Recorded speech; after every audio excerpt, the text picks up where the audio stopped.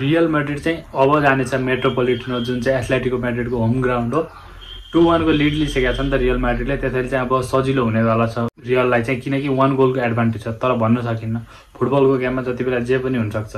Real मैड्रिडले कस्तो कस्तो टिमलाई कस्तो कस्तो कमब्याक गरेर जितेको छ त्यही माथि एथलेटिको मैड्रिडको होम ग्राउन्डमा गएर जित्न रियललाई सजिलो हुनेवाला चाहिँ छैन योचोटि एथलेटिको मैड्रिड पनि राम्रो फर्ममा भएको टिम हो जुन अस्ति एटापेसम्म लास्टमा एन्जल कोरेर जुन रेड कार्ड थियो त्यसपछि चाहिँ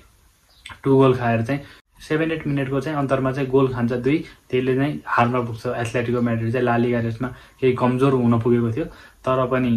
जुन च्याम्पियन लिगमा उसको त्यो खेलाइ छ बर्नेबो जस्तो ग्राउन्डमा गएर पनि त्यस्तो राम्रो गोलहरू क्रिएट चान्सहरू क्रिएट गरेर पोजिसन मेकिङ क्रिएटिभ प्ले गरेर आएको छ त्यहाँ पुगेर पनि अब सेन्टियागो बर्नेबोमा चाहिँ मैड्रिडलाई आफ्नो होम ग्राउन्ड भएर एडभान्टेज थियो भने मेट्रोपोलिटनोमा चाहिँ एथलेटिको मैड्रिडले एडभान्टेज हुनेवाला छ 2-1 को अलरेडी नै लिड लिइसकेको छ रियल मैड्रिडले जो एकदम न्यारो हो भन्नाले यस्तो कतिवटा यस्तो स्कोरहरू चाहिँ उल्टिएको छन् आफ्नो होममा रिटर्न हुँदाखेरि होम टिमले एडभान्टेज लिने गरेको छ पछिल्लो 10 वटा गेममा चाहिँ रियल मैड्रिडले हारेको छैन जसमा चाहिँ एकदम अब किलियन एम्बाप्पे एकदम यो सिजन नै राम्रो खेलिसकेको प्लेयर होइन 7 गोल गरिसकेको च्याम्पियन लिगमा अनि कुरा गरौँ भिनिसियस जुनियरको जो एकदम क्रिएटिभ गेम खेल्छ जसमा चाहिँ अनप्रेडिक्टेबल पासेस र मोमेन्टहरू गरेर चाहिँ राम्रो चान्स क्रिएट गर्ने प्लेयर हो भिनिसियस जुनियर अनि त्यसमा अर्को कुरा गर्दै जाने भने बेलिङम रिटर्न हुनेवाला छ च्याम्पियन लिगमा अनि त्यसमा मिडफिल्डर एकदम बवाल है मिडफिल्डर पुरै कन्ट्रोल गर्न सक्ने क्यापासिटी भएको प्लेयर हो जो रेड कार्ड पाएर अघिल्लोचोटि चाहिँ ला लिगामा चाहिँ 3 गेमको ब्यान भएको थियो बट बेलिङम रिटर्न हुनेवाला छ त्यस्तै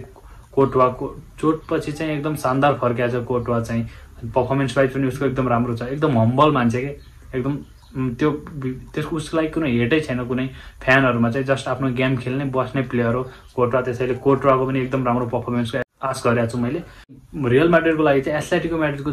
जुन खेल्ने अट्याकिङ शैली छ नि अट्याकिङ शैलीमा चाहिँ एथलेटिको मैड्रिडले खेल्छ त्यसमा चाहिँ अलि होस पुर्याउनु पर्ने छ जब क्रस जुलियन अल्भारेजसम्म पुग्छ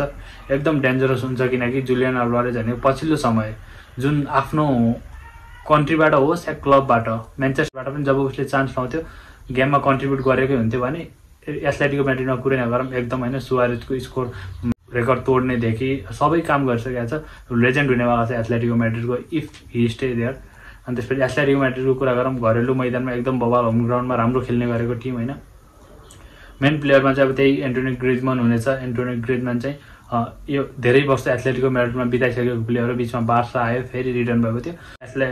एन्टोनी ग्रिजमन त्यसपछि रोड्रिगो डिफल अनि त्यसपछि यिनीहरू छन् नि त जसले गर्दा चाहिँ टिमलाई अगाडि बढाउन सक्छ सोर्लोथ पनि अस्ति सबमा आएर पेनल्टी हाने थियो बट केटाले पछि हार्यो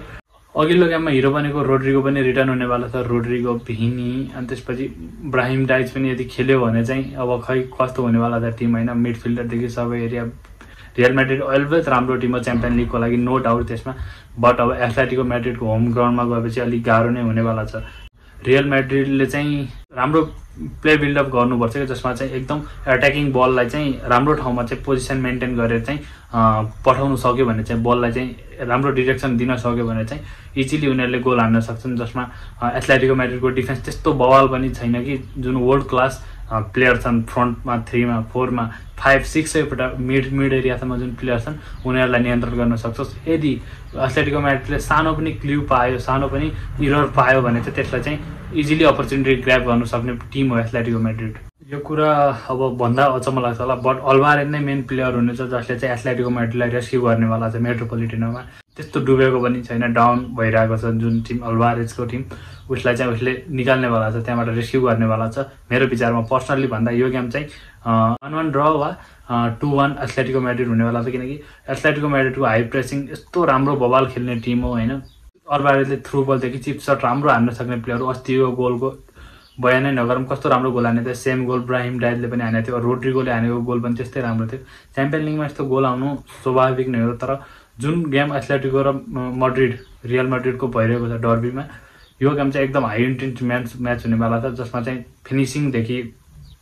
सबै कुरामा चाहिँ विचार पुर्याउनु पर्ने छ बोथ टिमले अघिल्लो गेममा चाहिँ फिनिसिङमा चुक्दा चाहिँ रियल मैड्रिडले 1-2 गोलको चाहिँ अझ कमी गरेको थियो है एथलेटिको मैड्रिडलाई 3 सम्म हान्न सक्थ्यो यदि एथलेटिको मैड्रिडले चाहिँ लिड लियो भने चाहिँ लिड लियो अर्थात् 1-0 को लिड फर्स्ट हाफमा लियो भने चाहिँ लो ब्लक बस्न सुरु गर्दा हुन्छ जसमा चाहिँ उसले चाहिँ धेरै खेलाडीहरूलाई पछाडि राखेर चाहिँ डिफेन्स बलियो बनाउन सक्छ अब इफ अब सिमोनीको के छ कुरा त्यसमा पनि डिपेन्ड हुने कुरा हो। अब सिमोनीले चाहिँ अब कस्तो गेम खेलाउँछ, 1 गोल फर्स्टमै रिटर्न गर्यो भने चाहिँ एथलेटिको म्याड्रिडले 2-2 इक्वल बनायो भने चाहिँ सजिलो हुनेवाला छ। लो ब्लक फर्स्ट हाफमा खेल्ने अनि सेकेन्ड हाफमा चाहिँ हल्का एटेकिङ खेलेर चाहिँ गोल हान्ने रणनीति बनाउन सक्छ।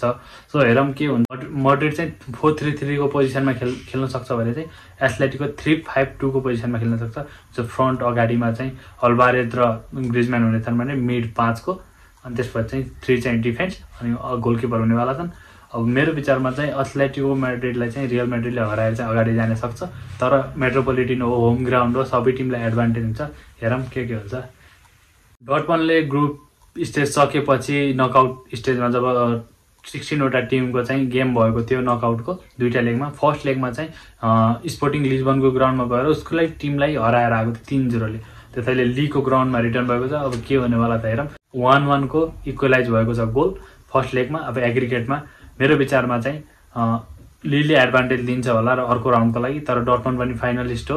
डर्टमन्डको पनि 50-50 छ यिनीहरूको चाहिँ। अनि अर्को कुरा गर्ने हो भने एस्टन भिल्लाको पनि त्यस्तै छ। एस्टन भिल्ला र क्लब बर्जको पनि राम्रै छ। तर एस्टन भिल्लाले चाहिँ भिल्लामा ल्याएर चाहिँ धोबे हान्छ कि भन्ने हो क्लब बर्जलाई। अब हेरौँ, क्लब बर्ज पनि त्यस्तो नराम्रो टिम होइन। अस्ति चाहिँ अब जुन 80 मिनटसम्म त ठिकै थियो, 85-82 मिनटसम्म त ठिकै थियो। तर त्यसपछि चाहिँ जब उसले 2 गोल खायो त्यसले चाहिँ उसलाई अलिक कमजोर बनाएको छ। तर 2 हान्न सक्ने टिम चाहिँ हो। तर मेरो विचारमा चाहिँ एस्टन भिल्ला चाहिँ अर्को राउन्डको लागि चाहिँ क्वालिफाई हुन्छ होला। अनि आर्सेनल र पिएसपीको कुरै नगरौँ, यी 2टा टिम मध्ये चाहिँ आर्सेनल अलरेडी नै मेरो विचारमा चाहिँ अर्को राउन्डमा गइसकेको छ। आर्सेनलको लागि चाहिँ केही प्लेयरहरू रेस्ट गराए पनि त्यस्तो चिन्ताजनक अवस्था पनि छैन होइन। पिएसभीले चाहिँ अब एकदम बबालाई कमब्याक गर्यो है। त्यो पहिला बार्सा र पिएसजीको भएको थियो, त्यस्तो कमब्याक गर्न सक्यो भने हो। सबै टिममा त्यस्तो पोटेन्सियल हुन्छ भन्ने होइन, बट फुटबल हो, एभ्रिथिङ इज पोसिबल हियर। अनि त्यसैले चाहिँ अब त्यही पनि मेरो विचारमा चाहिँ आर्सेनल चाहिँ क्वार्टर फाइनलको लागि क्वालिफाई भएको टिम हो। यो सँगै चाहिँ आजको यो सेकेन्ड लेगको गेमहरू सकिन्छन्। अनि अब रिभ्यूमा पनि यसको कुरा गर्नेछौँ। तर मेरो विचारमा चाहिँ रियल म्याड्रिड मेबी है भन्छु, 50-50 छ यिनीहरूको, किनकि होम एडभान्टेज लिन सक्छ रियल म्याड्रिड, लेल अनि त्यसपछि एस्टन भिल्ला अनि आर्सेनल चाहिँ अर्को राउन्डमा जाने टिम हुन्। Thank you for watching my video.